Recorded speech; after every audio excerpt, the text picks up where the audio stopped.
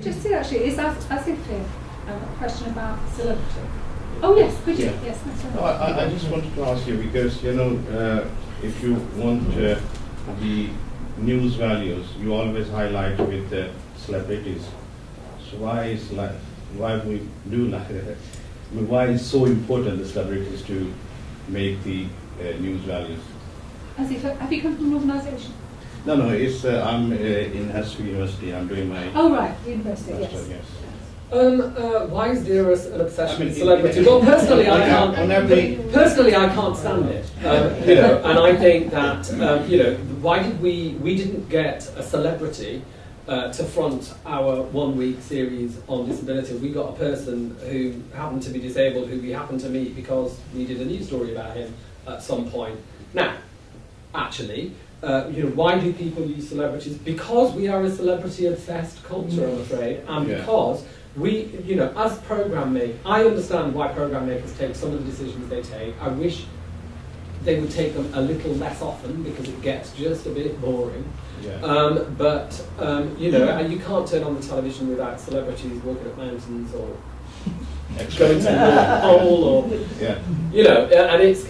I agree with you. It's just a bit wearing, but actually, what are we trying to do? We are trying to engage people in difficult subjects sometimes, and sometimes that is how you do it. I used to work on breakfast, and we got various celebrities, for breakfast on BBC One to go and go to Africa and some particular project, and go to India on some particular trek or whatever, and we did it because we thought that we might get more people to watch the programme because of it. That's why we did it. Yeah. Should we do it all the time? No, we shouldn't. I'm not sure we do it all the time in news. I think that, I'm willing to be correct on that. I don't feel as if news is celebrity. If you watch BBC News programmes, there's very little celebrity news in them. It has to be pretty kind of up there for it to make it into a BBC News programme. I think that they're used as vehicles to sell stories on all sorts of other formats because television executives think that celebrity sells. We are dependent on celebrities. I don't know. Lots of people will tell you that they wouldn't watch it because of the celebrity in it, but they're lying. I'm sorry, but I know what newspapers they buy, and I know how many people buy those newspapers every day, and sometimes you get what you want. Sometimes you get what you deserve. I don't know. Is that what it is? I don't know. One of the best pieces of television I've ever seen was Jeremy Paxman's interview with Russell Brand on Newsnight. It was incredible. And it was, I don't know what the peg for the story was. What was Jeremy Paxman doing interviewing Russell Brand? It was amazing. It was solid, it was substantial, it was interesting, and it was long. It was about 12 minutes long.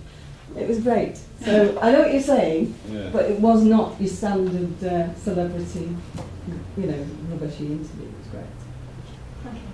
I just think it may relate to what I see you saying, but one of the probably the questions is, should the BBC be challenging the celebrity-obsessed culture? And actually, rather than kind of not going along with it, but using it to your own particularly when you're looking at that is yes, the BBC should be challenging. Because otherwise everybody's been, the standards of people. But I think that if you took looked through the different programmings on the different channel, that the BBC, what the BBC is doing on BBC One and BBC Two is very different to what you will see on Channel 4, Channel 5, ITV2, and all those other digital channels at the end of my thing that I never watch. I do notice every time I skip past ITV2 on my way to the news channel that there's something about Katie Price on it or Pete Andre. It's like a non-stop diet of it, and I don't think you get that on BBC channels. But I don't watch BBC Three very often. They didn't make it for me. Maybe that's celebrity obsessed. I don't know.